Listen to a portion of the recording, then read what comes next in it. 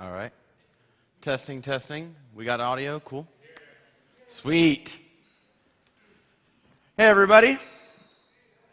Whoa, is this, can everyone hear me okay? Too loud, too quiet, everything good here? All right. So, hi, I'm Dan Kaminsky, and this is totally not a talk on DNS. It is also not a talk on DNSSEC. It's not even a talk on X509. This actually is not even really a talk on offensive technologies. Although, as any defensive talk goes, you're going to find something offensive that breaks other things. We are here to do defense. Defense is even in 2010, remarkably immature realm. It's very hard. It's still hard. And I don't think we've necessarily reasonably examined why these problems are still going on. What I want to do is talk about what technical steps can be taken to actually start delivering real-world defense to our customers. So, warning. This is a really ornery talk, guys. I'll just tell you straight up front, I don't think we've particularly been very good engineers in the security space. I don't think we've been very respectful of other engineering requirements.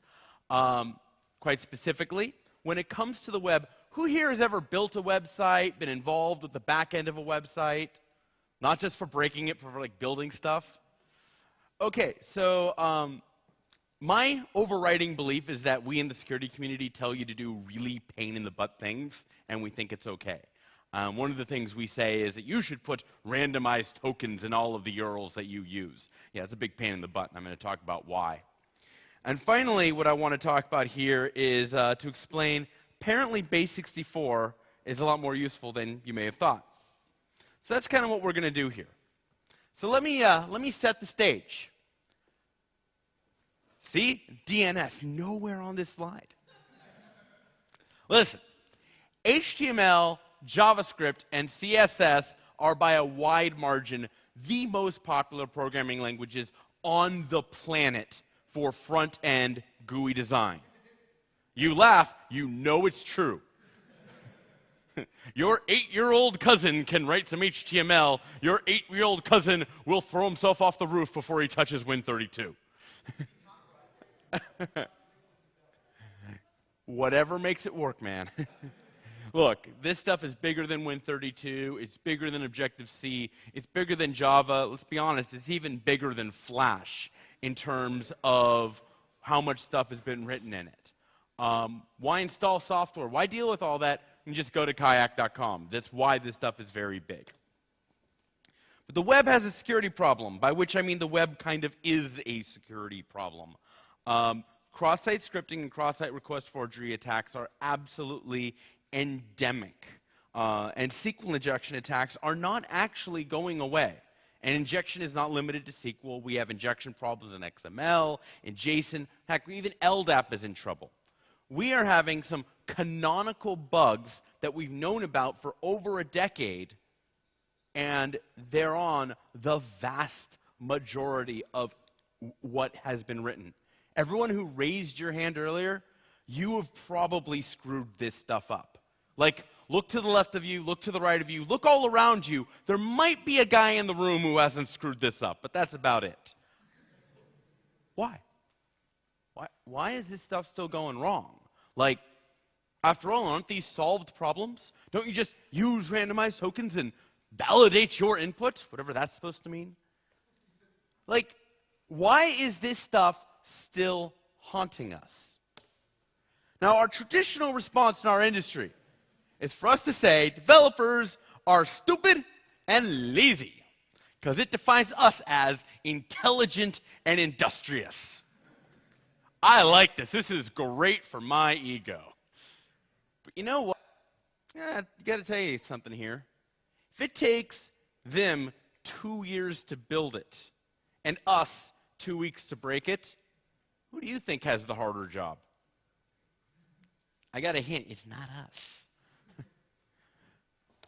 The reality is that it remains too difficult to make web browsers do surprisingly simple things.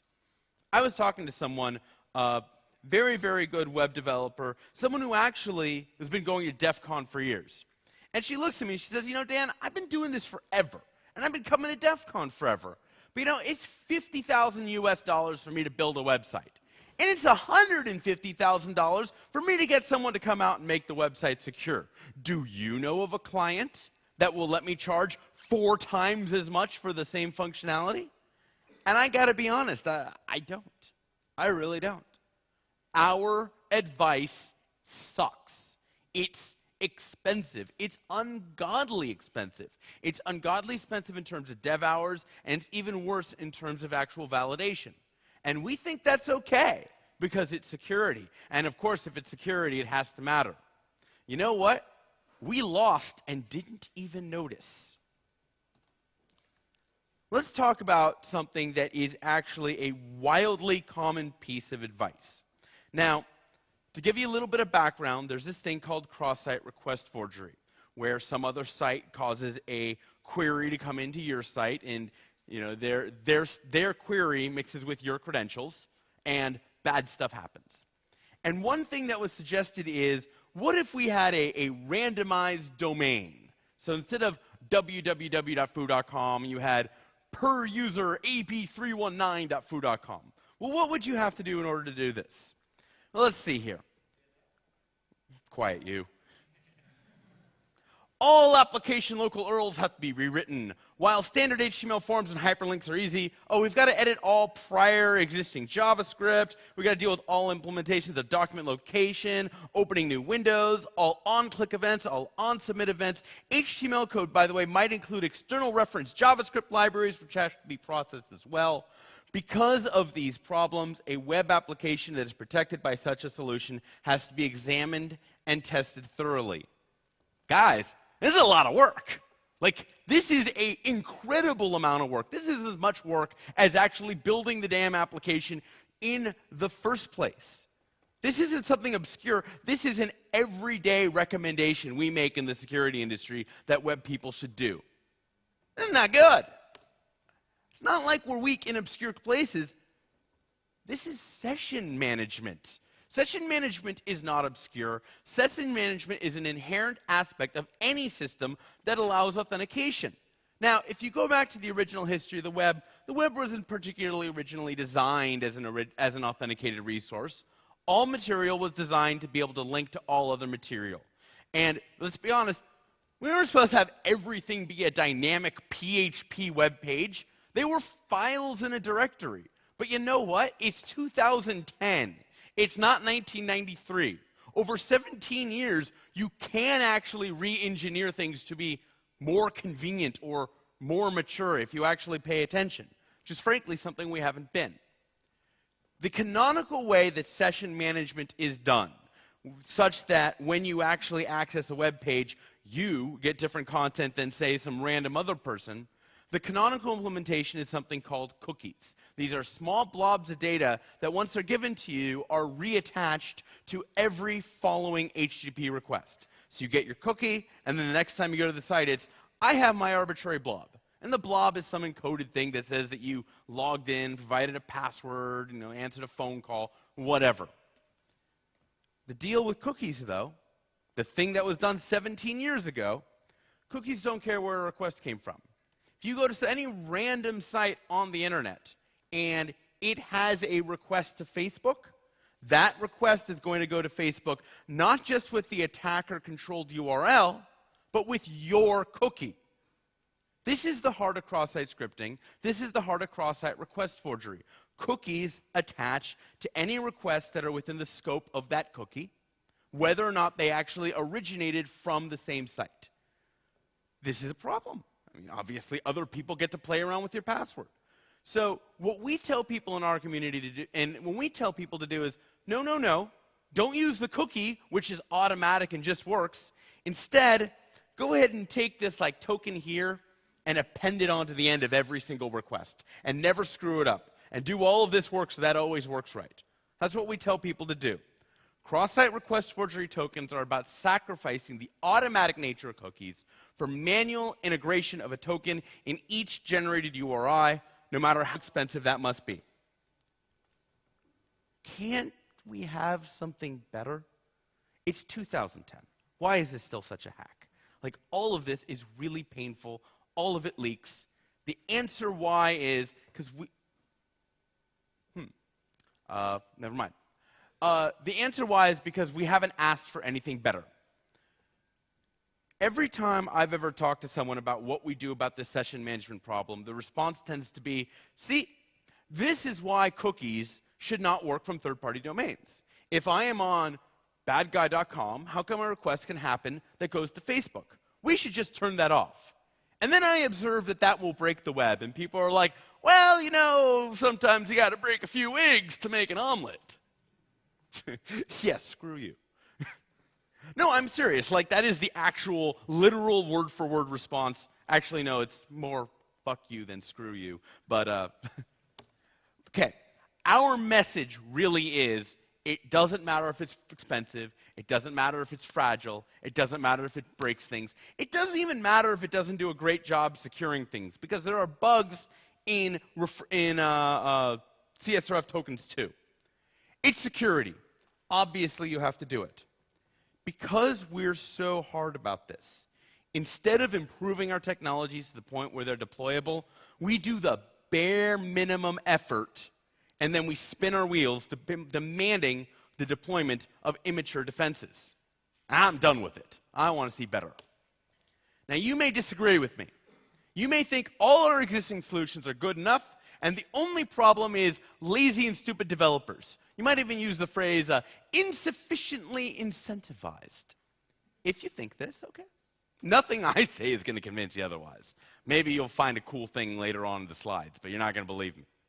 But if you agree with me, and if you think maybe our industry could recommend more effective technologies, your immediate request should be, so what are you recommending? It's not enough to curse the darkness. One must praise the light. Totally legitimate. It's the first law of securing the web. You're not allowed to break the web. You laugh. It's a point of massive contention. I am the minority opinion in the security space, and everyone in the developer space is like, yeah, we just ignore all you other guys. Check this out. Let me tell you an actual true story. How many of you people have heard about Project Mogul or the TLS renegotiation vulnerability that happened a little while ago? All right. How many of you guys know how that story ended? Yeah, I get. All right, so there was a huge IETF effort around a actually utterly beautiful bug in SSL and TLS. Been around from the beginning. It was a specification flaw. Thousands of hours of work were done. All the major crypto libraries have fixes that have come out in them. This is awesome. The fix is off by default. Why? Now, first off, as soon as I heard about the fix, I knew this is how the story was going to end. Like, I looked Marsh right in the eye and like, wow, you guys did a lot of work and that ain't going to do anything. He's like, no, it'll work eventually. I'm like, no, it won't. And so, patch comes out, and when you actually look and read all the crypto patches, they say, well, the default setting is false due to problems with some common sites. Oops. It didn't matter. It's probably like 1% or 2% of sites out there. You just can't make a secure connection anymore. It's just broken. Surely that's not enough to suppress the fix getting out. No, it totally was. Completely was. You can't just say, we're going to go ahead and change something, and it's going to break a bunch of stuff in the field. And if people want to be secure, well, obviously they'll fix those things that it's just not working in the field. No. The internet does not have flag days. There's no, okay, everyone, on July 8th, 2013, we will all simultaneously stop using Internet Explorer 6. Every web developer in the world would love this. Not going to happen. Never. Never. That thing is going to live longer than I am. 2034. Look, they needed to find a way to securely downgrade for servers that did not support their fix. When they were doing the TLS code, they needed to have a retry. They didn't. They just said, well, Eventually enough servers will be patched, and then this can be turned on by default. This will never be turned on by default. It will always be possible that there's a server out there that's not patched. It's a hard fact, but it's true. I don't care how many thousands of hours the security people spent, the ops guys aren't tolerating an outage, period. So the second law of securing the web. You must meet all engineering requirements. According to classical security theory, the attacker need only find one bug, while the defender must find them all. Now, this is true, but this is incomplete. I submit that the attacker need only consider one engineering requirement, while the defender must balance them all. When you are making fixes, if your fix is not fast enough, it is not good enough. If your fix is not compatible enough, if your fix is not reliable enough or usable enough, it is not good enough. And if your fix is too hard to build or deploy, as a matter of predictive fact, it will not be built, it will not be deployed. We have tremendous egos sometimes in security, but from an operational reality standpoint, you screw this stuff up, it's like your patch was never written. Literally, that's how customers respond to it. It's like, hey, I wrote a patch, this patch goes in and solves the hole. Great. I lost half my speed. I'm not deploying your stuff. In fact, it's like you wrote no patch. Where's my patch? You're like, but I got one. No. That's not a patch. That's really slow. That doesn't count as one. This is reality. This is why patching is hard. This is why testing matters, because you can screw these things up and not even realize. The way to look at it is that security is a new first-class engineering requirement. This is not the only new first-class engineering requirement we've seen this decade. Power efficiency is an extremely new requirement for consumer electronics. Management comes down and says, hey, this television you built takes too much power. And the response is, I'm pretty sure it's not going to erupt into flames, so it's obviously not taking too much power. It's like, no. It now matters how much power your television takes when the television is not being watched. Your standby power exceeds some requirement, you've got to make it use less. And they're like, okay. Now, that doesn't mean that you get to go ahead and, as your television engineer, make the screen less colorful.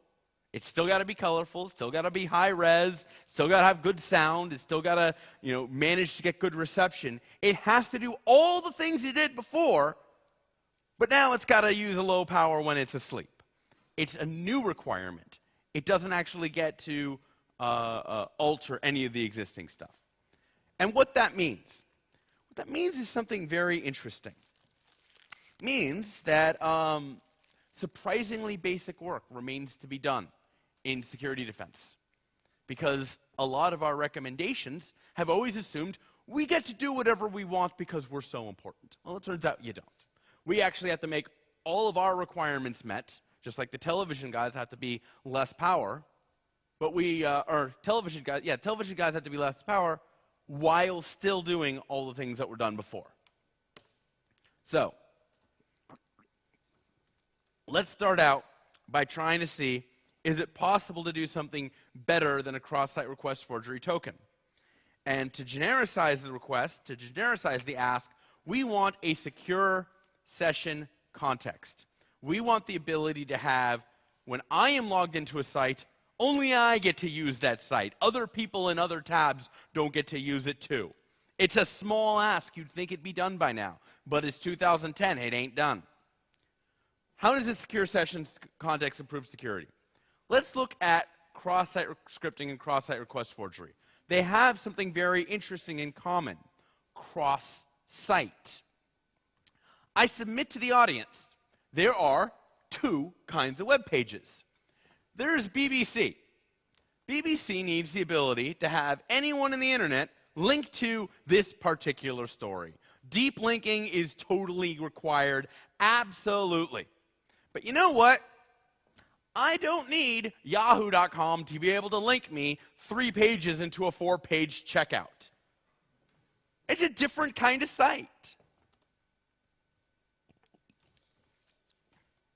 We need to start treating authenticated versus unauthenticated resources as two very different things to secure. There is a very natural boundary between unauthenticated and authenticated access. Unauthenticated pages tend to be very good landing points. They tend to be very generic. They tend, if you are designing them right, to not have very dynamic content.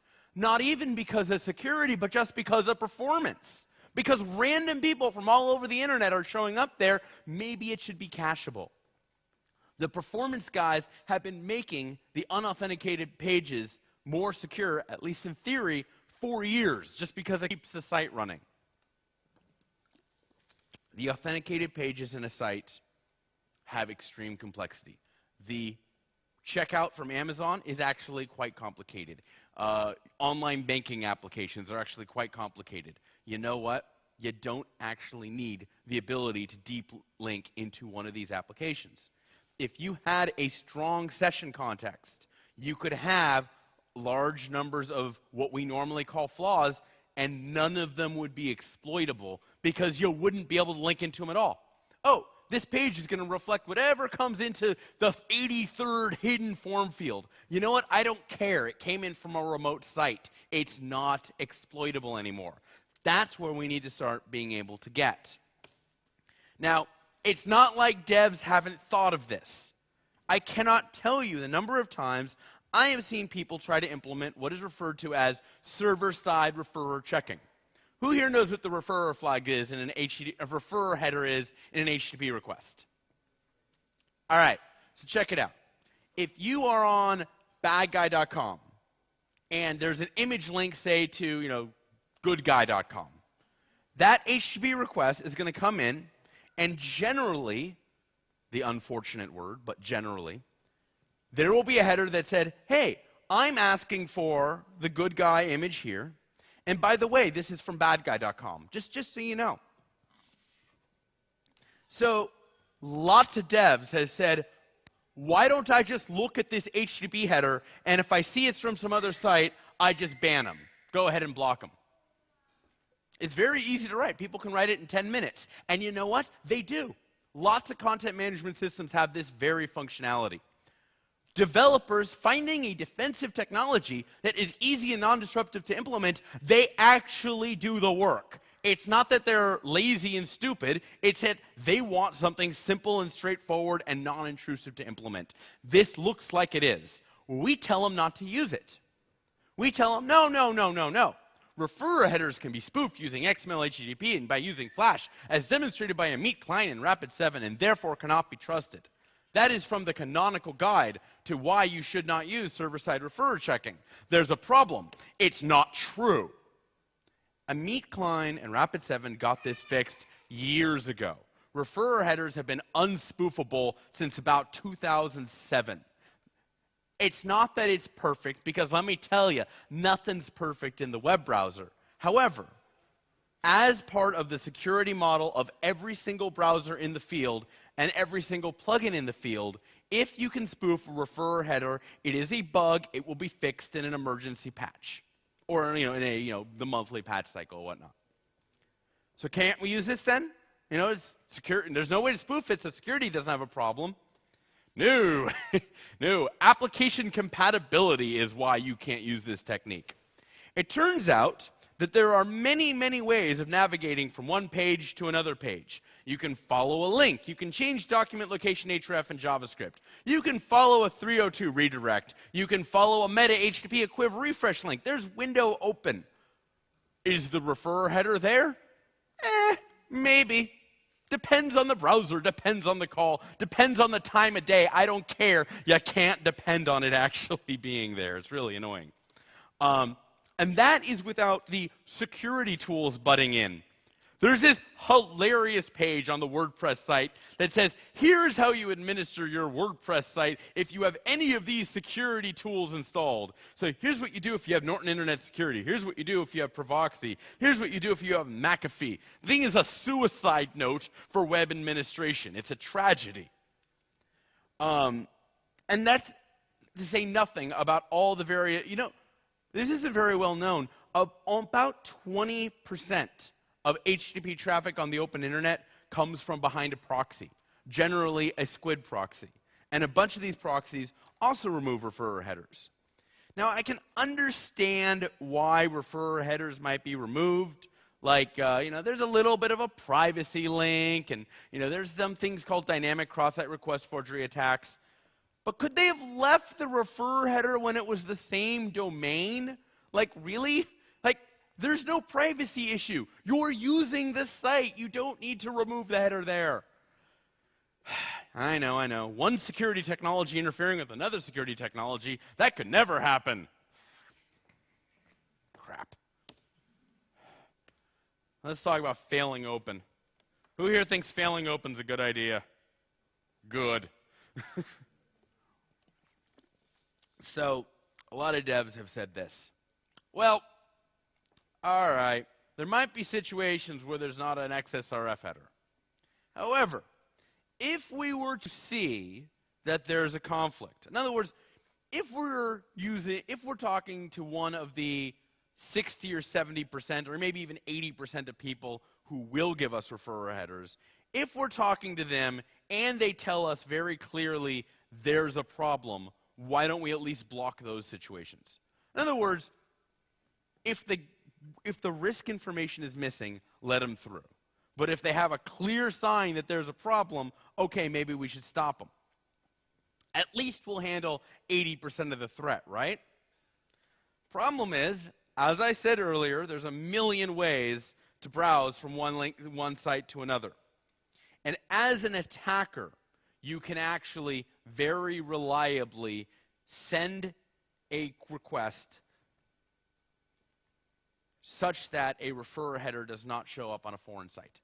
And the actual most reliable way to do that is with a meta HTTP equiv refresh request. So what you do is you have a little iframe. You say, oh, hey, go over to that site over there with a refresh and get this URL. What will happen is the request will go from badguy.com to goodguy.com. It will have the attacker-controlled URL. It'll have the user's cookie. It will have no referrer header. And on all these content management systems, it will just work. It will fail open, and it will fail as every fail open system ever does. So what about client side?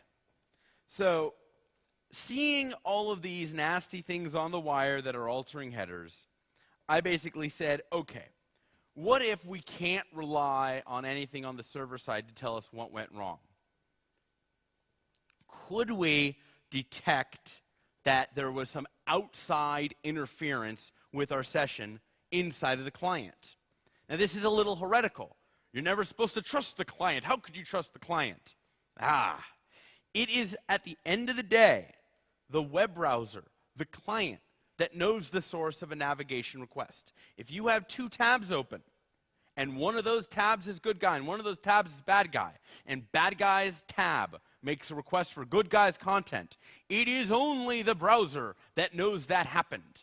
And it is only by dint of what it puts into an HTTP header that allows the server to guess anything. Your client, when your client has 400 megs, 500 megs of RAM allocated, and that RAM is moving all the time, over the course of 10 minutes, your browser is cycled over about 3 or 4 gigabytes of state. Things have changed dramatically over a small period of time. Very little of what has changed in the client is actually put on the wire and sent to the server, and that's okay. But if we want to know this fairly obscure thing, which is who actually made that ask, we actually maybe need, at some point, need to get that information out of the client. Now, there are two problems when you're running this stuff client-side. If you're running this stuff client-side, it means that the server is going ahead and getting requests, and it doesn't know where the request came from. It doesn't know who provided it. So it's going to send back whatever it's going to send back. And the only thing we can do is, in the client, say, wait a second, you sent me stuff, but I need to know if I can reject it. And I need to be able to reject it for a cross-site script, and I need to be able to reject it for a cross-site request forgery attack. Is that possible? So, I came up with this concept, which I'm calling interpreter suicide. And the general idea is as follows. A web page is not actually loaded all at once. In order to read the 20,000th byte, you have to have parsed the 100th byte. That's just the way parsers function. What if we could find something at the 100th byte, and if it said, wait a second, something's wrong here, this is a cross-session communication, abort. Stop this page from actually getting to the point where something bad might happen. Is that possible? It turns out that it is. There are 4 strategies we can use. The first strategy is renavigation. So we're going ahead, we realize something is wrong. Okay, something's wrong. We send an event saying, hey, navigate to a login page. Go somewhere else. This is not enough. See, the way that browsers work internally, they have a parser thread, and it goes through and it reads out all those bytes, and it's throwing stuff into a document object as it continues its parsing. Well, if you tell the window, which is kind of the parent of the document, hey, you got to go somewhere else, the window is going to go ahead and go, oh man, I got to go clean some stuff up, and it's going to kind of re-navigate away on its own schedule. The document's going to keep parsing, though, which means we're going to go from byte 100, where we're safe, to byte 20,000, where there might be some malicious reflected information. So we're kind of in trouble. But it turns out we can combine these methods. The next thing we can try is replacement. I said earlier, the bytes from the network were being parsed and pushed into a document object. That's what happens. Bytes come in, they're parsed as HTML, the HTML gets parsed, and stuff happens to what's called the DOM, the document object model. What if we just went ahead and said, hey, I actually know exactly what's supposed to be in the DOM right now? Nothing. Holy crap, there's trouble. Destroy everything. So you actually set the inner HTML of document body to null. Well, now what happens is very interesting. All these bytes are streaming in over the network, but the document object is no longer hooked up to those incoming bytes. It's just hooked up to the blank text. So effectively, those bytes are neutered. They can no longer actually execute anything. This works well. The third thing that we could try is to repeat. So we basically say, look, I got a script block here. It's, before I can parse anything else in this document, I got to wait for this code to stop running. And so what we do is we put it into a loop. We just say, I'm never done. While forever, just keep setting this value. Or call some external function that takes a few milliseconds. You don't let the thing move on. You just keep it in a tight loop. The fourth thing you could try doesn't work. Actually, one of my friends, Brandon Crichton, better known as C-Stone, broke this one. Normally, when you're using a JavaScript interpreter, if you call a non-existent function, it would seem that JavaScript stops running. It's just like, oh, I hit an error and I'm done and I'm not doing anything more. You would think that'd be enough, but no. Because if some VB script shows up, that's a different interpreter and that thing can still run. And worse, the attacker can inject what's called an iframe. This is an internal frame. It's a little window into some other page, and that thing will actually reinstantiate its own JavaScript interpreter. So no, you can't just drive your JavaScript interpreter into a brick wall to stop execution. The thing will actually come back to life. So what does this realistically look like? Upon detecting an issue, we set the document location href to a dest of cnn.com. We replace document body inner HTML with a quote, nothing. While that thing is nothing, we repeat, so we just keep going in a tight loop. If you do these three things here, you will never alert dest. It just won't happen. You will also never alert one. That cannot happen either. Now you might say, but Dan, come on, there's lots of different browsers out there. Maybe some will parse HTML a little differently. So it turns out, by the rules of JavaScript, by the actual fundamental underlying design, this can never happen. Suppose you have two script blocks. First script block declares foo to be equal to 1. The second script block does alert foo. If the second alert block could ever be run before the first one completed, then the second alert block's output could never be predicted. It would effectively be impossible to write a JavaScript application and have any hope of it behaving in a predictable manner. So effectively, we are using a design artifact of JavaScript itself to allow us to atomically say, this none shall pass past this point. It's kind of a neat trick. If you can get around it, let me know. I've spent some time trying. Now, what about cross-site request forgery? We have a little bit of a problem. And this little bit of a problem is that for cross-site scripting, what happens is the attacker causes a request. This is for reflected cross-site scripting anyway. The attacker causes a request. The request causes a response with some attacker-controlled content, and some of that content is interpreted as script. That script now goes ahead and loads attacker content, and all hell breaks loose. Can we do, in cross-site request forgery, there's a fundamental difference in that nothing cares about what comes back. The malicious action happened only because the request was sent. When the attacker content was mixed with the user's cookie, stuff blew up. So it doesn't matter, if we have this great test here, the test is too late. What do?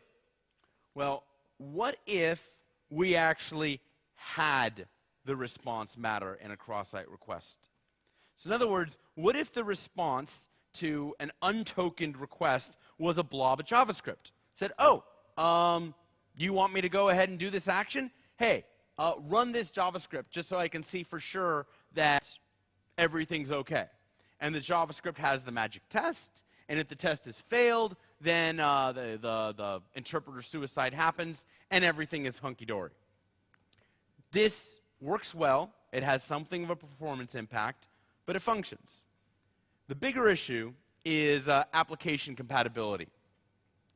Suppose you aren't just sending the browser to an endpoint. Suppose you're sending, these funky AJAX calls or even Flash to a active what's called REST endpoint. These are the things that tend to be vulnerable to cross-site request forgery attacks. It's very tricky to differentiate that which is the actual browser, which understands JavaScript, to that which is something that is loaded within the browser. XML HTTP request and Flash both borrow the browser's HTTP stack. They fundamentally look like the browser. Now, they operate a little differently. A web browser itself is very good at doing cross-site domain access. So if you're at badguy.com, it's very easy for you to make a request over to goodguy.com. If you're using Flash, you're using XML HTTP request, it's actually very tricky. It didn't used to be as tricky, but it's become much, much harder. These things, these extra plugins, they're not like the browser. They don't automatically execute JavaScript unless they're specially programmed to. Now, you could add code so that they interrogate what actually happens to see, I got this response, let me see, okay, let me pull some stuff out. This is actually a lot of work. And if I wanted to do a lot of work, I'd be putting an extra token onto the get header. So I've not saved myself any effort. It's just as much work also to add a randomized header. Every single time that I go ahead and I pull up this object, I need to add stuff. It's a big mess. What seems to work is as follows. If, when you actually make the request, if when you actually instantiate the object, the XML HTTP request object or the Flash object for doing that sort of AJAX-y stuff, if you actually overload that object such that when the send call is called, it first tacks on an extra header, now you're in a better place. Because now, instead of having to go ahead and write code to each individual instantiation, there's just one global instantiation that you change that says, oh, hey, whenever you go ahead and make a request, tack this little piece on. That works a lot better. What test could we use in order to find out that there's been some cross-site activity? So we've found out now that, yes, it is possible to, if we know there's been something that's injecting into our session, we can deal with it. How do we know? What do we use? Do we have anything? Now things get hard. So I wanted to go ahead and use the window history object. This should have been able to tell me, hey, the last thing that accessed this page is, badguy.com. But it turns out that window history has been locked down and it's just a big list of integers. Document referrer looked good. This is kind of like the referrer header, but it is sorry, these lights are really hot. All right. Anyway. So the thinking was document referrer never shows up on the wire. It's also spelled correctly, thank you very much. So because it's not on the wire, nothing should be interfering with it. However, support across navigational types is also really messy for document referrer. This is actually a really good way to fingerprint which browser you're using. God damn it! It was so beautiful. Now you could say, oh, well, we'll just tell our developers how to write their website. We'll just mandate that they can only use ahref for linking between pages. Yeah, it turns out you don't get to tell a dev how to write his page. He just kind of laughs at you. And anyway, there's really just a lot of different methods, and you need to find them all, and you need to update them all. And if you ever miss one, the page just silently breaks in weird ways. There's some possibility of overwriting prototypes, but it'll never be reliable. So essentially, we have a lot of unspecified by any standard behavior here, and it's preventing us from being able to use defenses. What we really want is some way to say, okay, can I mark this window? This tab is a logged in tab. Any other tab is not allowed to be a logged in tab, but this one is good. So I thought, what about window.name? The window.name entity is really very interesting. It is basically a cookie, not for a domain, but for a particular tab that you might have open. What if we made window.name be a magic cookie in and of itself? So when you log in, it gets set to some certain value, and then every page you go to says, wait, does this window have the right name to allow browsing? This seemed like a great trick. So there's a problem. Problem is that window name is preserved as a window browses across domain boundaries. There's a guy, kid really, goes by the name of Kuza55. He is the greatest cross-site scripter of the universe. And, no, he really is. He's terrifying. I was talking to him, and I'm like, dude, I'm trying to figure out how to get this weird character through this filter. What would you recommend? And he looks at me. He's like, Dan, just put your exploit in the name variable and navigate yourself to the site that you need to navigate to, and eval name. And get on with your life. I'm like, oh. So it turns out that when you have a window and whatever magic value you give to it, you can go to some completely different page, completely different domain, it's still going to be there. So in Kuza's case, he was just saying, well, I'll just eval it. And he said he doesn't come up with this method. Some guy, Giorgio Mayone, came up with it. So the attack against my system of using window.name was as follows. You go ahead and you can have, say, 5 tabs open. One of those tabs can actually open another one. It can actually have what's called a handle to the other tab. That means that even though it can't see what's inside, it can't go ahead and, oh, no, that's a different domain. I'm going to go read out your bank account information. It can't look at what's in there, but that doesn't mean it's powerless. It can still navigate that other tab. It can still send it to other locations. So what it will do is it'll sit there. It'll wait until you actually go to the bank, and it can go ahead and find out because of all the various history leaking things. It can navigate you from the bank, where the window name token shows up, to its own domain. Now, it is allowed to read inside of that page, because after all, it's the same domain. It reads the window.name variable, because the window.name variable survives browsing. And then it runs the window.back method that sends it back to where it came from. So now the bad guy has your magic security token, and you're mostly none the wiser. There are probably more elegant attacks than this, but this is enough for me to say, no, it's not good enough. It's not going to work. Meta note. When you're doing defense, yes, you need to worry about performance and compatibility and reliability and all that stuff, but don't make another crappy security defense that doesn't actually work. I was very excited about window name. Why am I here telling you about it? Because I was very excited and it didn't work, and damn it, we need to talk more about the things that don't work. The world has enough defensive technology that's totally useless. Thank you very much. So then I started looking at HTML5.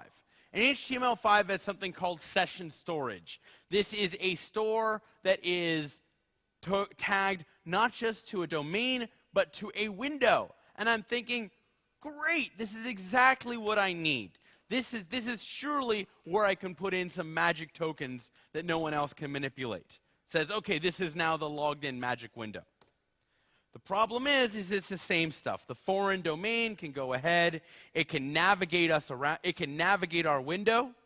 They can't extract the token because Windows session storage, unlike window name, is actually also tied to the domain. But they can still move us around. And when they move us around, it's their chosen URL with our cookie and our session storage. So we're still kind of hosed. So, okay, it's 2010, and despite an extraordinarily long research effort, it is clear there is no straightforward way to establish a session that is locked against outside interlopers. Unless, of course, you want to just run a second web browser. Oh, will you look at that? What's the advice I'm seeing everywhere? You should run multiple web browsers and use only one web browser for your bank. Yes, that does work. Maybe we can give people a better to-use system. A variant of session storage is possibly fixable. I've actually been starting to work with the HTML5 guys. What I think we ultimately need is a window new session variable. And this thing is set when a navigation occurs from a foreign domain. So what we need is a way to know, hey, badguy.com did something to get us here. Force the user to relog in, do whatever, I don't care. But something came in from outside of this session and is using our credentials. Do something about it. It wouldn't be trivial. You need to have some stuff in there to deal with single sign-on systems from Facebook Connect and Google Auth. I don't care. But the point is something as basic as simple authentication on a web page is still broken. And that's just embarrassing. We need better. I'm trying to get that out. So that's kind of fun. That was actually the most work that I've been doing in this space. And then I had kind of a side project. And this talk's going over a bit. We'll talk in about 20 minutes. There's something else I've been playing with that I think you guys will like. Input validation. Let's talk about this. A man has a problem with a parser. He puts a regular expression filter in front of it. He now has two problems. I am not a fan of regular expressions. I encourage everyone to look up what I call Bob Ince's law. I mean, it's actually kind of true. It seems it is very good that in 2010, people have finally realized that parsing something with the complexity of this is, by the way, these are graphs of web pages. There are relationships between tags. This tag encloses this tag, encloses this batch of stuff. I mean, HTML is actually really complicated. That's the ultimate complexity view of Wired and CNN. Parsing something with the complexity of this with that. This is not actually a good idea. Exact quote, I was strutting like a peacock when I wrote that, followed quickly by eating crow when I ran that. I never did get it working right. I'm still not sure what I was trying to do. Guys, was there ever a reason we thought regular expressions were actually a good idea? Like, seriously? Like what the hell's that? That parses 4 numbers. It's 3 lines.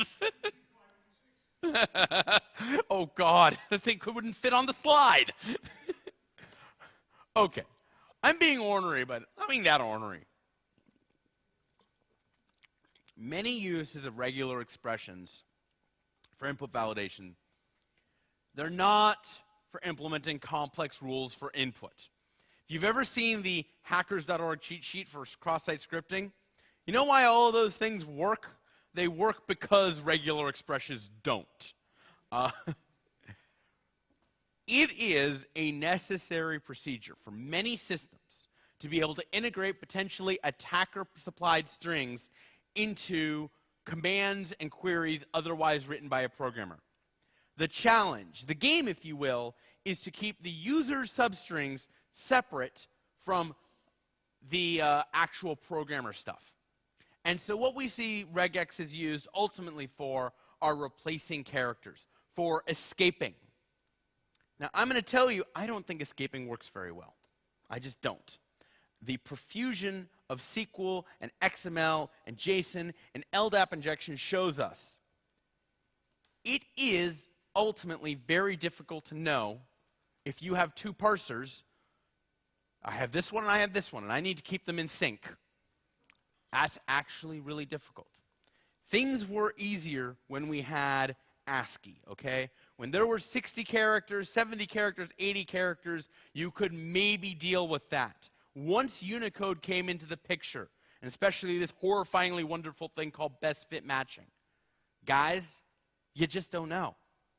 Escaping is a war on a character-by-character basis. Are you bad yet? How about you? Maybe this one. Are you the correct kind of best fit slash that 3 tiers down is going to be turned into a real slash that's going to alter the parser? It's a disaster. It's a mess. And just as cross-site request forgery defenses struggle with needing to be dotted all around a code base, so too do injection defenses. And I was interested, what else could we try? Well, there are some various other things that are brought up. Parameterization. This is the gold standard. The idea here is the programmer code goes down this channel, and the attacker code go down this channel. And because they're two totally different channels, and they're all very distant from each other, there's no possibility the two will ever be confused. This works. This also sucks. And that matters. That absolutely matters. Parameterization, stored procedures, the priesthood of the database administrator having to beg to write lines of code. This stuff is a problem. This is not an effective or efficient solution. We've been thinking for a long time, well, it's secure, so it's good enough. You know what? If it makes your developers 10% as efficient, it's not good enough. It also, however, what kind of parameterized solution you've seen, they always tend to get, your parameterization stuff always tends to get smushed together in the end when the average web application, or serious web application, you might have 2 tiers, 3 tiers, 4 tiers. I promise you, what was kept religiously separate between the first and the second tier, man, it's just one blob of crap by the fourth. That's just reality. Then there are Pascal strings. Pascal strings involve length fields being prepended before each batch of text. And because you end up always having multiple series of text that are smushed together, you end up with overlapping length fields. Who here giggles whenever you see overlapping length fields? Yeah. The exact quote would be, external lengths lead to malloc, internal lengths lead to memcopy leads to suffering. I will never recommend length fields. They always lead to pain. There's some technology called taint tracking, where bytes are marked with, this byte, this was a bad byte, this was an attacker-controlled byte. Don't do anything bad with this byte, it's a tainted byte. In the real world, as soon as you try to do something useful, you just say, oh, no, everything's cool. I don't know what's going on, but everything's cool. I mean, this is just what happens. I've never seen a good taint system. One could be written, but I'm telling you, I ain't seen it. What about randomized terminators? MIME actually is where I learned about this approach. The idea is rather than running a war on a character-by-character basis, what if we just have some huge random blob that we're going to be looking for? And that's how we know whatever this section is, we're done. And MIME does this. MIME says, next part, here's some big random code. Whatever the hell shows up in here, it's all bad stuff until that particular random thing is terminated. This is actually not ineffective. This can be huge. This is like the ASLR of text handling. It's actually portable to other protocols, and I've started to refer to it as tree locking. Now let me show you the very simplest mode of tree locking in XML. Let's suppose I have something where there's a foo tag, and inside of that there's an evil tag, and then XXX. All right, so the XXX is attacker controlled.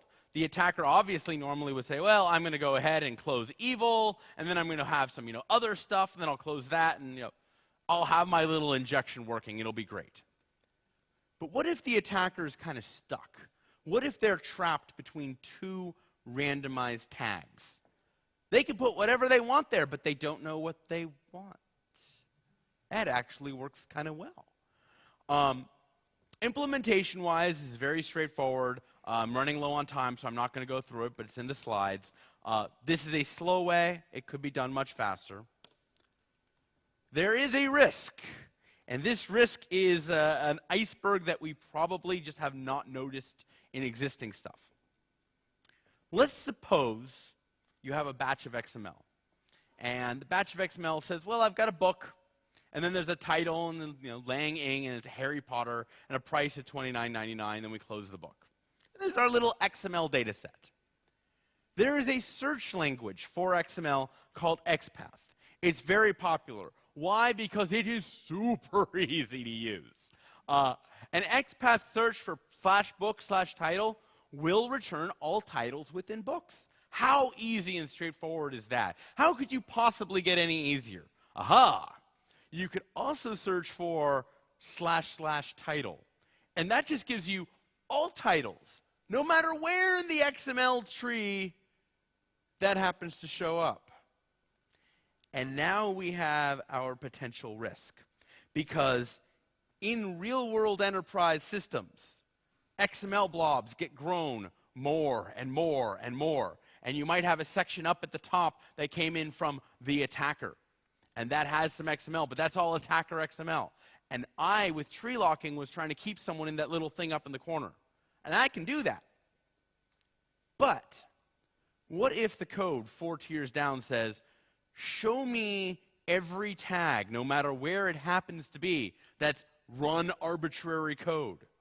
It's not just going to find it in the programmer-controlled stuff from the 3rd tier. It's going to find it in the attacker-controlled stuff from the 1st. Because the programmer wrote the simple query. The simple query is, give me all the sensitive content. I don't know or care where that might have shown up. And this is a problem. This is actually potentially a problem for all SAX parsers out there. SAX parsers are streaming parsers. This is a problem for a lot of naive implementations. Something big is going to be vulnerable to this. Now, what about JSON? JSON, unlike XML, does not have terminating strings. So before we were able to have this magic XML blob, which then needed to be closed. With JSON, all we have are, have you ever heard of the nickname for these curly braces? Open stash and close stash? I think it's great. Well, I thought, well, I could go ahead and use JSON comments. I could say tree lock, 1, 2, 3, 4, 8, and then you have to close with a close tree lock 1, 2, 3, 4, 8. Seemed like a great idea, except JSON parsers don't actually support comments. Why? Because somebody might use something significant with them.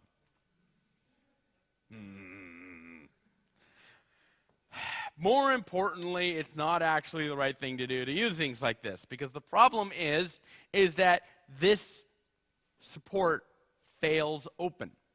Suppose you have a JSON parser that handles comments but does not actually implement tree locking. Oh well, it still parses. It still looks like it works. It fails open. And systems that fail open tend to, well, fail. So, and then I started thinking, instead of using these randomized terminators, what if I went ahead and encrypted big blocks of text inside of JSON? So I'd say, I have my foo, and then I have a tree lock section, and it has a key, and then there's lock data inside that it would then get decrypted by the key right above. And, this will be great. And then I realized the crypto was totally worthless. With the base64 encoding, the attacker had no bytes that could escape this particular chunk of the tree. They were basically, instead of being escaped, a blacklist, there was a whitelist. You have 64 characters. This is what you get to use. Okay. So now let's say I flipped it. Let's say I had crypto but no base64. Well, the attacker couldn't reliably run an attack, but eventually he would randomly hit on some bytes that would go ahead and cause problems. So the value never came from the crypto. The value came from the encoding, came from whitelisting to the base64 character set. So once again, no point to encrypting data when the key is right next to the encrypted data. Again, let me repeat. There's no point to encrypting data when the key is right next to the encrypted data. I say this twice because the number of database administrators who think this is a wonderful internet-changing idea is apocalyptically large. You might say base64 is slow. No, it's pretty fast. Actually, I don't know why, but it was faster to cat dev null when it was base64 encoded first. What? There is some data expansion, but compression handles it pretty well. And what you end up with is, all right, you have a test, you have a tree-locked blob, and it's some big base64 blob. You decode it, and it's like, oh, okay, here you go. This test is evil tono. This approach is not just for JSON. It works well for LDAP. And note, we can have overlapping base64, so we can chunk out the OU field and the O field. And of course, it works for raw XML as well. It works for SQL. And it works really interestingly for SQL. Standard SQL injection, select count star from foo, where x equals, then it's this big blob of x or 1 equals 1, and then you get 3.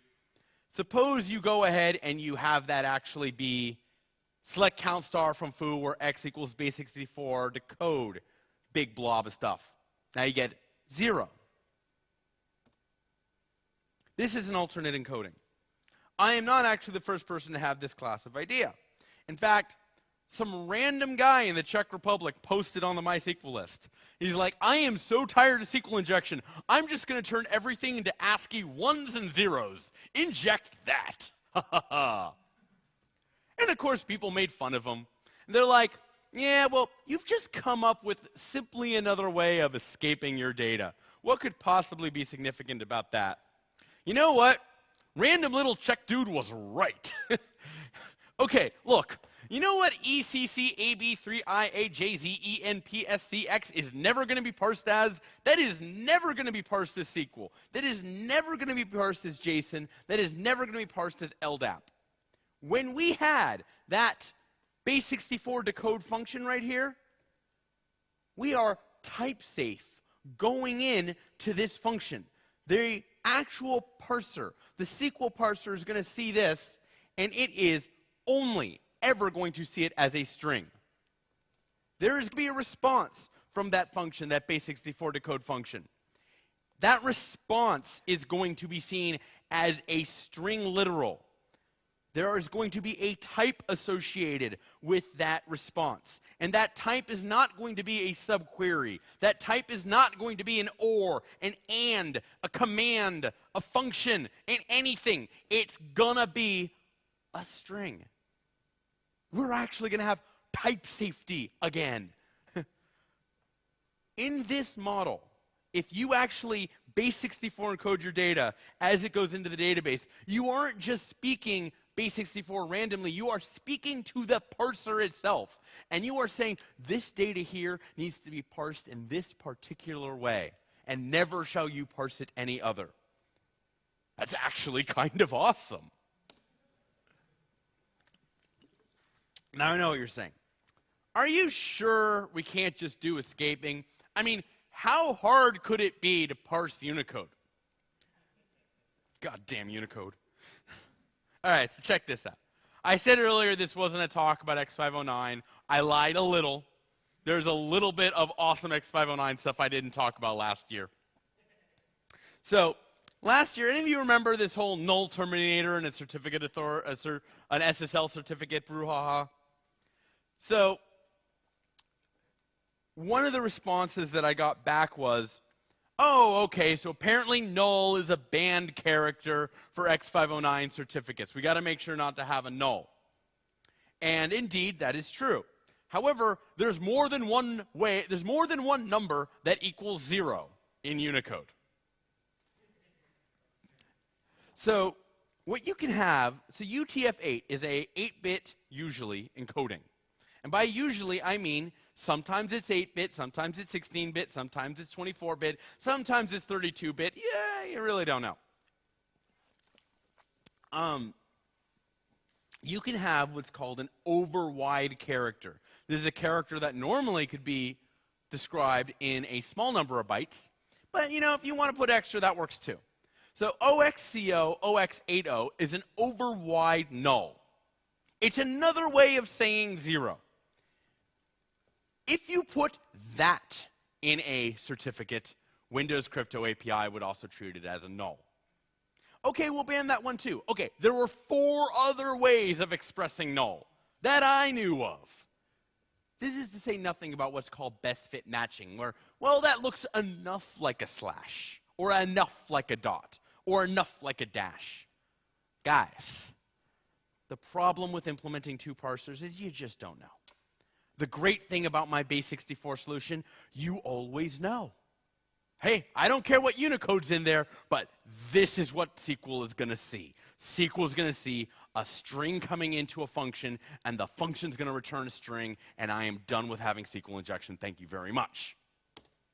So there's some related work from Call Dejector. You guys should look into it. There are some issues may justify base 32. Implementation notes. This I actually do want to talk about. I am working on getting us fast base64. You can actually get a stored procedure for MySQL today, which does base64 encoding. It is not very fast, but man, it works. We're working on building user-defined functions for both MySQL and Postgres. Oracle and Microsoft will be coming soon. The long-term dream is to have this stuff in the database itself. Because at the end of the day, I want a way to natively say, hey, database, this is an attacker-controlled string. Don't interpret it as anything else. So I think I already just said performance, it remains a major issue, and we need to deal with that. Safety. There is one canonical bug of base64 implementations. Make sure yours does not have it. There are only 64 valid characters for base64. You wouldn't believe that people have screwed up what happens if one of the other 192 shows up. They totally often screw that up, so be very careful. I want to talk about debuggability before I finish this talk. If you have ever had the pleasure of parsing a protocol that uses large amounts of base64 encoded C data blobs in XML, you probably think I'm an idiot. Let me tell you, the reason why those protocols that you may have parsed were hard to deal with is because it wasn't just base64 blobs, there was crypto.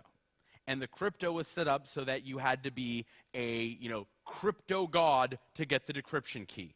So what you ended up with was large amounts of data moving over the network that were encrypted with keys that you could never get your hands on. Okay, that's a problem.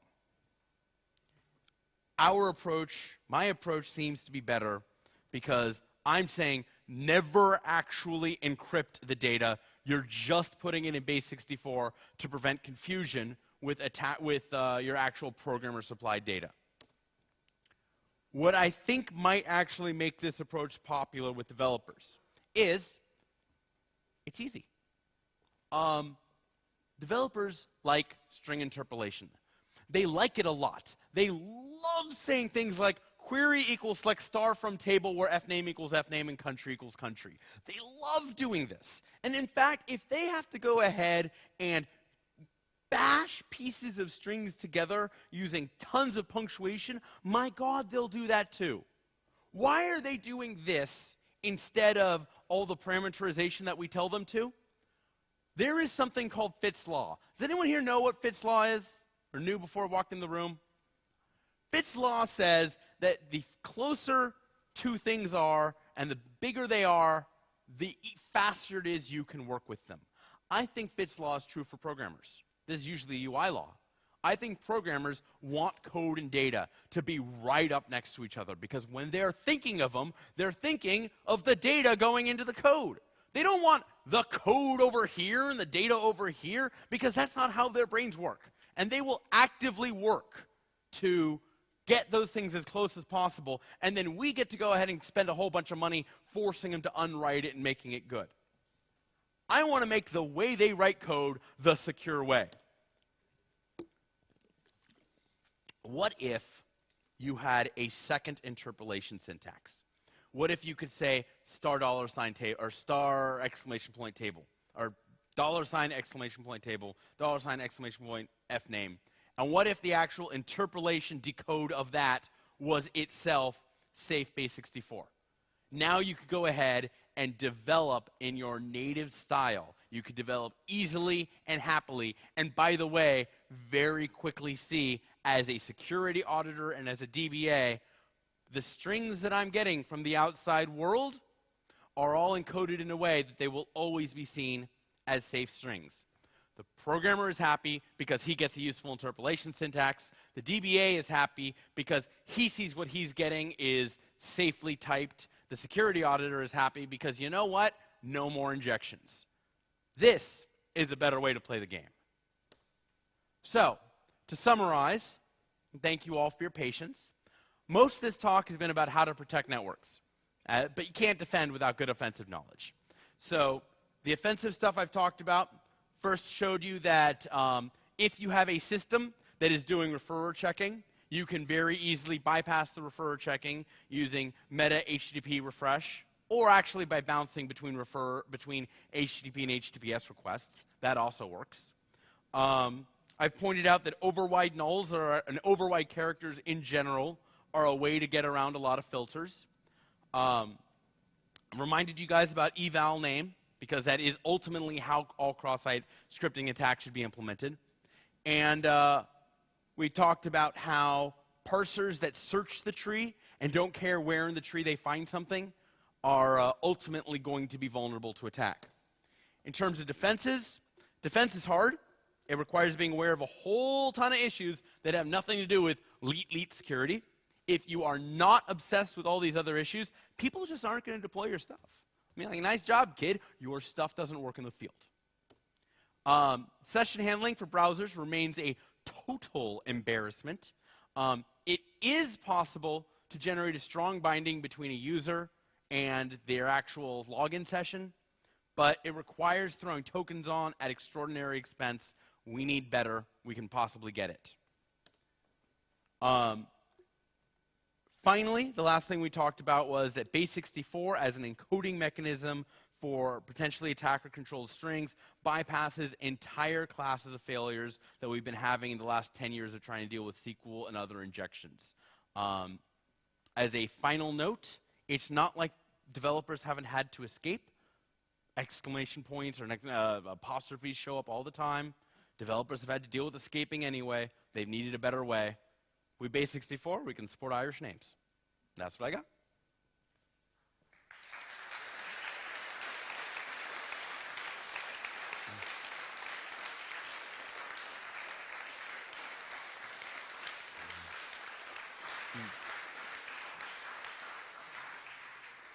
So, I am actually open for questions if anyone has a thought, observation, or especially an attack against any of the stuff I brought up.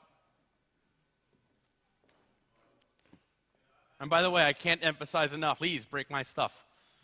Better you than anyone else.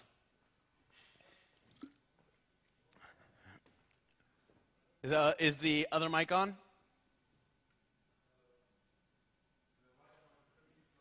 Oh, did I pick the wrong one? Testing, testing. Yeah, I did. I will trade you. I'm not a developer, but I think couldn't you use for the SQL stuff, wouldn't it be sufficient to use prepared statements? What was it? Oh, they suck. They suck. Let's like admit when we are, at least admit when you're telling a developer to do something that sucks. Hi. Okay, so this really happens. DBAs will say, you want to write a new query to the database? I have to audit it. I have to know if it's good. I have to know if it's safe. I'll tell you what lines of code you get to write. This sucks. Like, this is not a flexible way to live your life. Okay, you want to manage like resource consumption? Fine. Have a way of restricting resources for a execution context. But this model we have where you have to beg a DBA in order to be able to code something with a stored procedure, this is, it's job security, but it's not actually an efficient way to build stuff. Not as a stored procedure, but prepared statement. Like in PHP, you have to... It sucks. Okay, It sucks. Look, okay, let me clarify what I mean by it sucks. The problem is, so I actually ran an exercise with some of my friends on this. We're sitting at a whiteboard. I'm like, all right, I'm going to show you 2 lines of code. And these 2 lines of code are, here's defining a string, and it's, with pluses and whatnot, it's chunked together like Legos. And now I'm going to execute that string. And I'm done. I've moved on with my life. Now I'm going to convert that into a prepared statement. Okay, so I need to go ahead and add this string, and then it has question marks. And then I say, now I want you to find the first question mark and replace it with this variable. Now I want to find the second question mark and replace it with this variable. And, oh, I added an argument. Now I need to update each of those integers to make sure that everything is aligned correctly.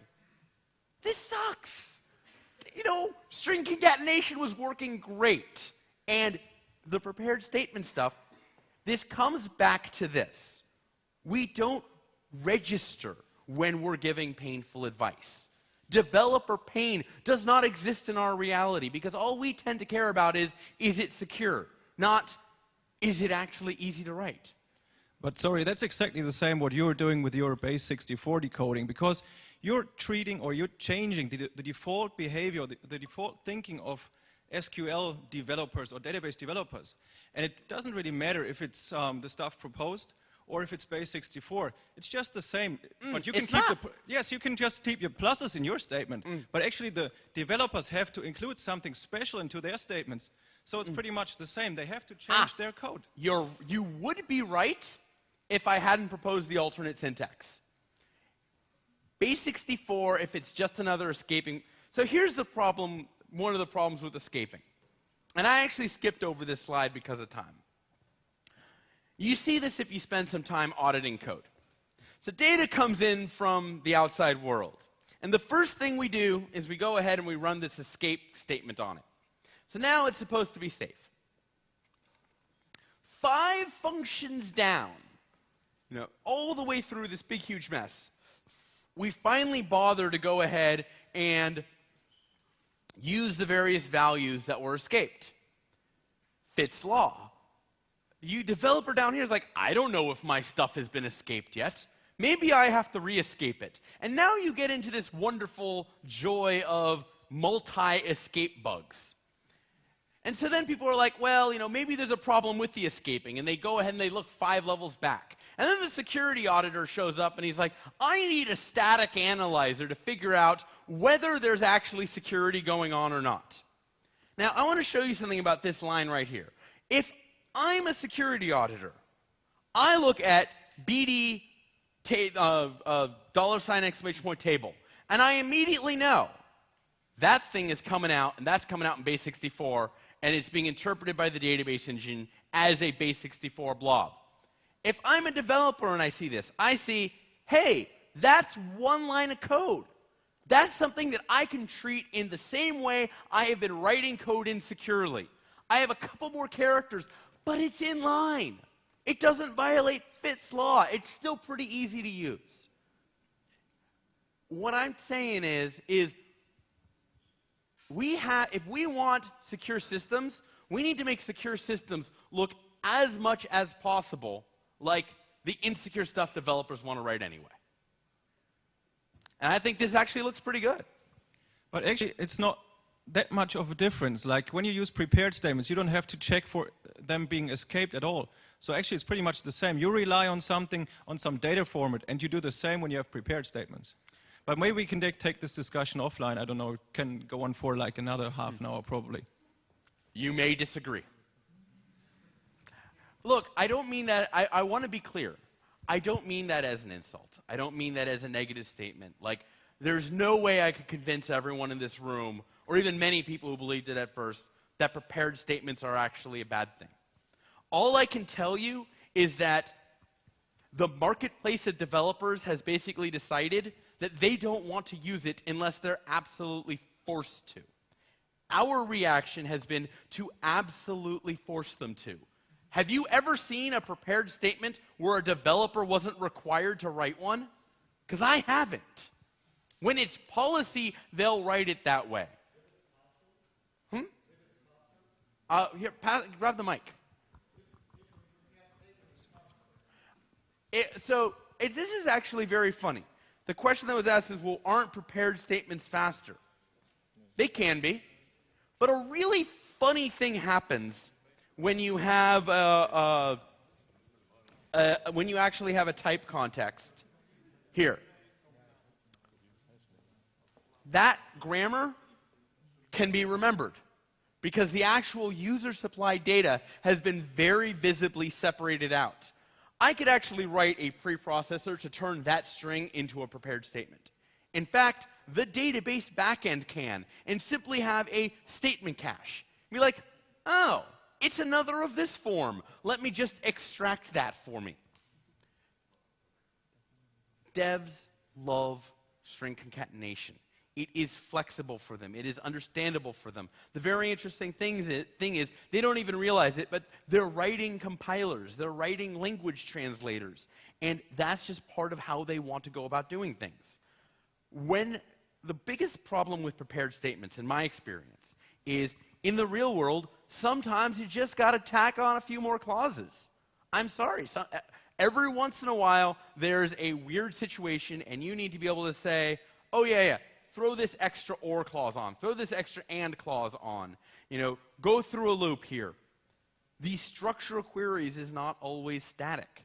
Developers know this because when they write their concatenating code, they write stuff that goes ahead and dynamically generates structure. The prepared statement myth is that this never happens, is that it's somehow an exception. It's not actually the rule. The reality is these exceptions happen enough so they become the rule.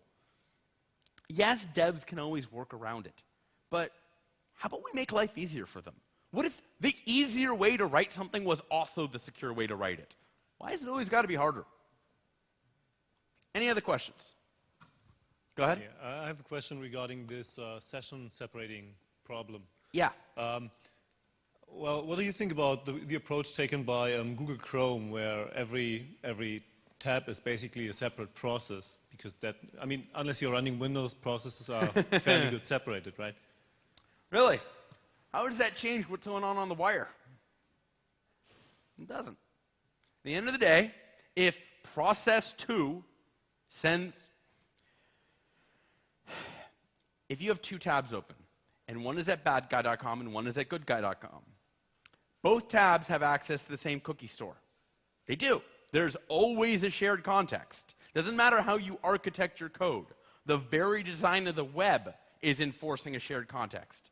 When that bad guy tab makes a request to good guy content, I'm going to tell you the good guy cookie is going to be there. It has to be. Because if it wasn't there, the web would not work. The web requires cross-site cookie access, at least by default. It's been required from the beginning. It's been used by DoubleClick since the beginning too, but it's required by every single sign-on system, required by every enterprise system, required by most of the major large websites. If it didn't work, the web would not function. Because of that, it doesn't matter what the process model is. The process model is a neat trick that makes it harder, not impossible, but harder to exploit memory corruption vulnerabilities. This has not been a talk about dealing with memory corruption vulnerabilities. What this has been a talk about is dealing with the fact that attacker-controlled URLs are able to be sent with user cookies. And we don't have a good way to stop that now, 17 years after cookies were created. We need a better way. Any other questions? I think there are two more problems with this base 64 approach. Excellent. Yeah. Someone get this guy a beer. The first of all is, I think it will fail because you always expect table to be actually base 64 encoded when it arrives at the string that is parsed. It doesn't need to be that way. Whoa. Let me be very clear because people have screwed this up they've screwed up because I've explained it badly. What is in the database is always clear text. The database has no base 64 encoded data inside it. I perfectly understand that. What you actually do by encoding it in base 64 is that you separate meaning from value. Yes. Yes, but you always expect the variable table to be base 64 decodable. If it's not, the SQL server is going to fail. You can still escape the SQL code if you somehow manage to pass the encoding. No. Look. I'm going to actually pull this up here. It's a good question, but here, look. Yes, you can encode that, but you, on the parsing side, you expect the string to be actually base 64 encoded.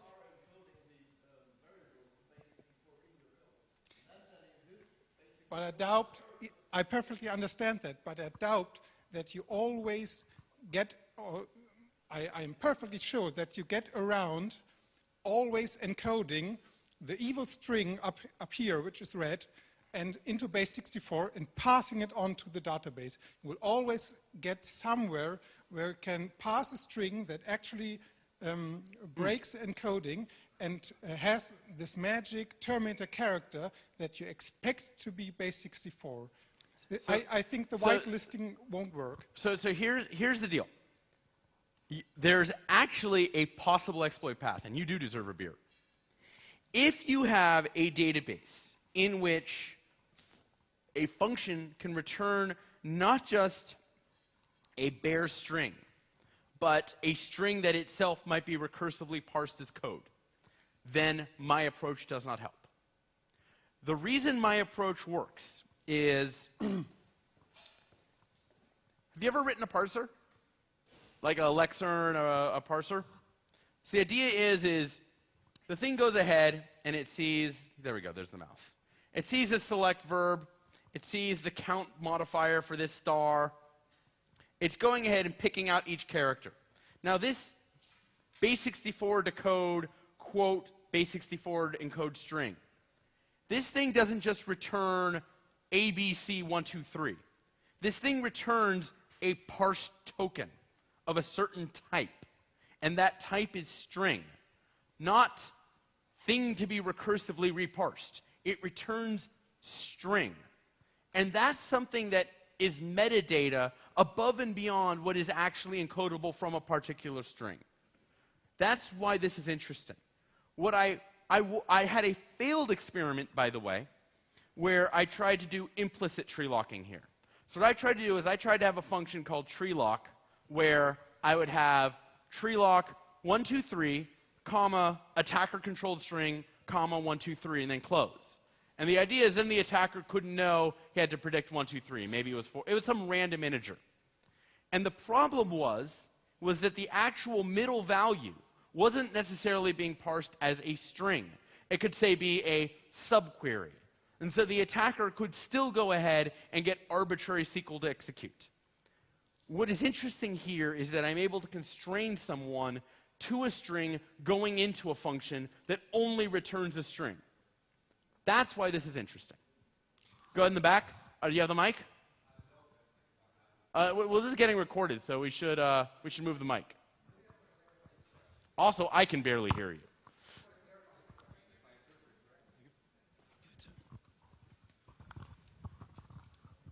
What I think the gentleman is asking is what if that middle line of code never gets executed? At that third line of code, you're base decoding it, but you're assuming it's base 64. Eliminate that middle line and pass that first string into the second string, and you still have an escape. Oh, wait. So you're saying what if this was not base 64 encoded in the first place? Exactly. What if that second line was never executed? Oh, yeah. Then you're hosed. Right. Yeah. But Oh, okay. So what I'm saying is that you got to think of failure modes, right? What happens if you forget to escape some data? You know what? The system still works. What happens if you fail to base64 encode the string that came in from the attacker? Well, then, the first time it hits base64 decode and it wasn't originally base64 encoded, the thing blows up. But the thing blows up in your initial testing phase. That's why base64ing is better than escaping. If you forget to escape, nothing goes wrong. If you forget to base64 encode, the world comes to an end. This is actually not a bug, but a feature. So you're totally right. Like, if you have some situation where that input might not be encoded, everything is bad. But what I'm saying is, in my system, you detect that error situation really fast because everything has been assuming it was encoded. Just another note, because yeah, it's a general rant. I don't think it's a good approach, it's base64. I spent most of my day with some of this overpriced, enterprisey database that needs to be administrated. And it takes thousands of SQL queries per second, and users call in and say, oh, the error happened at 4 o'clock. Could you please fix it? And so I have to look at the raw log of the SQL server that takes thousands of inserts and updates per second and parse all that. And you also, already said debuggability. If I understand that correctly, all I get in my raw logs is the base64 encoded input that goes straight to the SQL server that will then interpret this base64 string. Oh, your absolutely. approach is never going to see the light of day in my realm for any use because I can't debug it. So unquestionably, if you don't get debugging tools that can actually decode the base64 data, it will never see the light of day. Like, no question. Like, that's part of the work to be done. Yes, you're totally right. And everyone here should hear that and recognize it as the absolute truth. If it is too hard to debug, it doesn't matter if this thing is the most secure thing on the planet. If it is not integrated into the debugging tools that an actual production engineer has to use, screw it, it's never going anywhere. My hope, and I could be wrong, but my hope is that this thing is straightforward enough to include into the debugging, into the actual viewing tools. Only because there's no crypto. If there was crypto, it'd be hopeless. It'd be totally hopeless. Someone else had a question. But I just want to point out, by the way, thousands of queries are not a problem. Base64 encoding itself is so fast, like there's no actual performance hit from the encoding itself. All the performance hit that I'm dealing with, and I'm absolutely dealing with it because it matters, but the actual performance hit is coming from hopping out to a user-defined query. That actual user-defined function link is a little slow sometimes.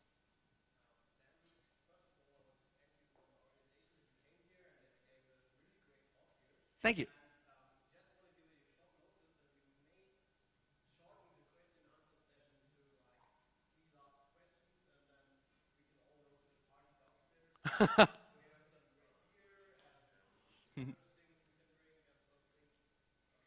Okay, so you want 3 more questions, or you want me to cut it here?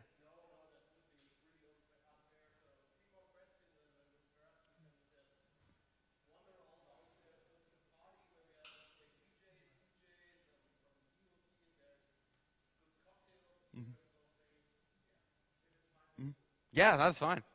I like drinks. All right, are there 3? Okay, go ahead.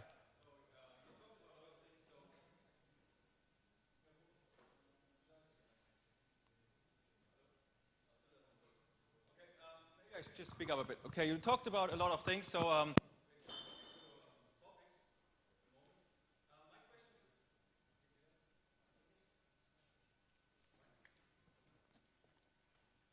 related to cross-site scripting again. Okay. You said it would be great to actually read the history of the user and to see the sites that he had been visiting before. No, just same domain. Sorry? It would be great if I could know. The ultimate thing that I want to know is this navigation that I'm at now. Did this come from me, or is this some other guy who happens to be navigating knowing that I'm logged in? I can't differentiate the two right now. I was hoping that I could look at window.history and say, look at the last thing in history, and if I get something back that is like my own domain, then great. I know theoretically, now I know about the handle issues, but I know that the last guy was still me. But I can't even do that. I don't understand why it should be so hard for me to find out that a particular navigation request came from an authenticated source. It's possible to do right now without having to manually tag each request with a CSRF token. Right, I was thinking about history stealing, but I think that's too wide and there are too many information there to actually get this information. Oh, I was just trying to get same domain information. No one cares about history stealing same domain doesn't make sense. Because server logs, it's the same domain. Like the server has logged all the resources that you've received. It would only be interesting if you could history steal cross-domain. Now that being said, clearly at some point in the last 10 years, it was possible to history steal cross-domain. Because that's what the API looks like. It looks like an array that you used to be able to read, and then they fixed it by saying you can go back, you can go forward, and you can get length, but you can't actually see what the domains are. And if you could see what the domains were if it was same domain, you might be able to implement some useful security. But you can't even do that. Actually, you can just by looking at link colors. That's a new way. Some people looked at link colors and yes, visited but that links. doesn't. So link colors, the colon visited tag in CSS is great, but the problem is that it's not specific enough. So if any window goes ahead and browses to a particular URI, that URI will be visited. I'm trying to think. Ultimately, it doesn't matter because the visited stuff is all getting bug fixed, but there might actually be a way to do the hack that you're describing for, another month. Any other questions? I think I have like one or two more. Go ahead. Bring the mic up to the front. Here, I'll grab it. You guys are asking really great questions, so I'm having a blast. So I'm going to ask a stupid question now. I was, I think I was missing something on the interpreter suicide thing that you're saying before. So you basically detect something is going wrong, and you tack this interpreter suicide script in front of whatever you're sending out. Mm-hmm. Why, if you're detecting something is fishy anyway, why not just not send out anything? So the idea is that the server has already sent dangerous content to the client. Like at byte 20,000, there's a bomb. We're at byte 100, and we see that something bad is going to come later. And so we want to prevent ourselves ever getting to the point that byte 20,000 is parsed. My ultimate desire to design is that I can check a window new session variable, and if it's set, then I run what I call atomic navigate. And atomic navigate is what I'm actually implementing with interpreter suicide.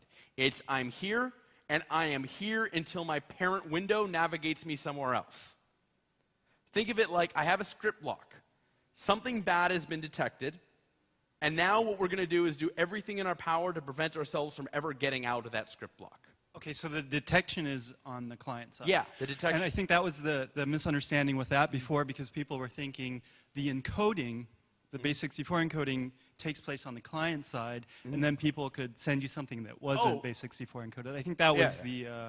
The encoding does not happen on the client side. The idea is as soon as the fields come in over PHP, they're base 64 encoded, or PHP or Perl or whatever you're using.